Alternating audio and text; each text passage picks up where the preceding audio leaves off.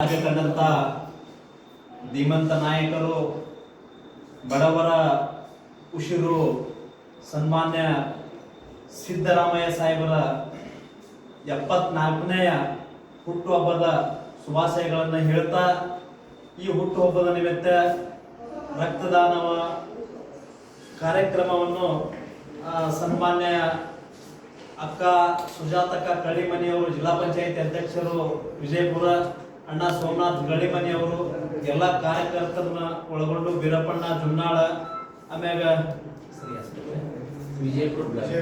Vijayapura blood ಸೆಂಟರ್ದಲ್ಲಿ ಇವತ್ತು ರಕ್ತದಾನವನ್ನು ದಾನ ಮಾಡುವುದರ ಮುಖಾಂತರ ಮುಂದಿನ ದಿನಮಾನದಲ್ಲಿ ಎಲ್ಲರೂ ಏನೇನೋ ವ್ಯವಸ್ಥೆ ಇದ್ರ ಮೇಲೆ ರಕ್ತ ಅವಶ್ಯಕತೆ ಐತಿ ಶರೀರಕ್ಕೆ ಅನ್ನೋದನ್ನ ಅಧ್ಯಕ್ಷರ ಒಂದು ಮನಸ್ಸಿನಿಂದ ಇದು ನಡೀತು.